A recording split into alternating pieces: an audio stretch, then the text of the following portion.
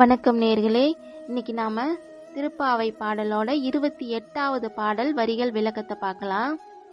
கறவையில் பின் சென்று காணம் சேர்ந்துண்போம், அறிவொன்றும் இல்லாத ஆய்குலத்து உன் தன்னை, பிறவி பெருந்தனை புண்ணியம் யாமுடையோம், குறைவொன்றும் இல்லாத கோவிந்தா, உன் தொன்னோடு உறவேல் நமக்கிங்கு ஒழிக்க ஒழியாது, அறியாத பிள்ளைகளோம் அன்பினால் உன் தன்னை, சிறுபேர் அழைத்தனவும் சீறி அருளாதே, இறைவா நீ தாராய் பறையேலோர் எம்பாவாய். கறவைகள் பின் சென்றுனா மாடு, கறவை மாடு. காணம்ன்றது கானகத்தை, அதாவது காட்டை அடைந்து.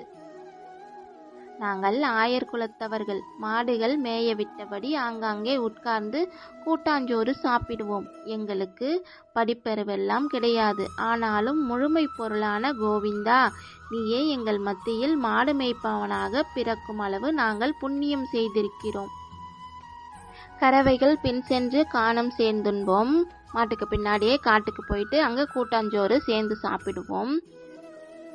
அறிவொன்றும் இல்லாத ஆய்குலத்து, அதாவது சாஸ்திர அறிவு இல்லாத எங்களை, உன் தன்னை பிறவி பெருந்தன்னை புண்ணியம் யாமுடையோம், எங்கள் குலத்தில் உன் அவதாரம் நிகழும் அளவு புண்ணியம் கொண்டவர்கள் நாங்கள். எங்கள் குலத்தில் உன் அவதாரம் நிகழ்ந்தால் நாங்கள் புண்ணியம் அடைந்தோம் அப்படின்னு பாடுறாங்க.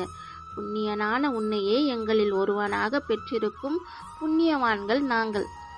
குறையொன்று இல்லாத கோவிந்தா, உன் தன்னோடு உறவேல் நமக்கிங்கு ஒழிக்க ஒழியாது, பாவங்கள் அசுத்தம் எதுவும் இல்லாத தூயவனே. உறவேல்னா உறவு சேவை செய்யும் நிலை, அதாவது அடிபணிந்து சேவை செய்கிற நிலையை. ஒழிக்க ஒழியாது, எந்த பிறவையும் மாறாமல் தொடர்வது, அதாவது சாஸ்வதமானது. அறியாத பிள்ளைகளோம் அன்பினால் உன் தன்னை, சிறுபேர் அழைத்தனவும் சீறி அருளாதே இறைவா. நாங்கள் அறிவு இல்லாதவர்கள், அப்பாவி சிறுவர்கள்.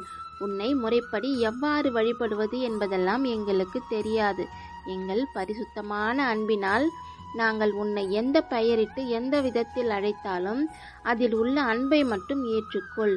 குற்றங்களை பொருட்படுத்தாதே. உனக்கும் எங்களுக்கும் உள்ள இந்த உறவு எங்களது எல்லா பிறவிகளிலும் தொடர வேண்டும். இந்த வரத்தை எங்களுக்கு அருள்வாயாக. சீறி அருளாதேன்றது திருப்பாவையில காணப்படும் முரண் தொடைகளில் சிகரமாக திகழ்வது இதுதான். அது என்ன சீறி அருளுதல்? வைணவ பெரியோர் சம்பாஷணைகள்ல கோபித்தருளாமல் அப்படின்ற சொல்லும் வழக்கம் உண்டு. அதைத்தான் சீறி அருளாதே இறைவா நீ தாராய் பறையேலோர் எம்பாவாய்ன்னு பாடுறாங்க.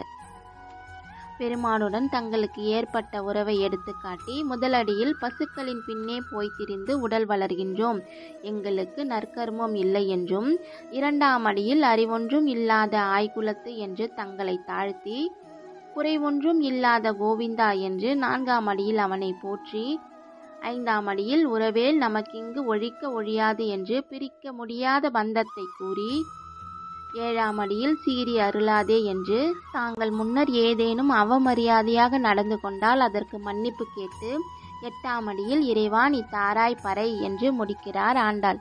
இந்த காணொளி உங்களுக்கு பிடிச்சிருந்ததுன்னா விரும்புங்கள், பகிருங்கள், மறக்காம உங்களோட ஆதரவை தெரிவியுங்கள். அதாவது சப்ஸ்கிரைப் பண்ணுங்க. நன்றி. வாழ்க தமிழ். ஆண்டாள் திருவடிகளே சரணம்.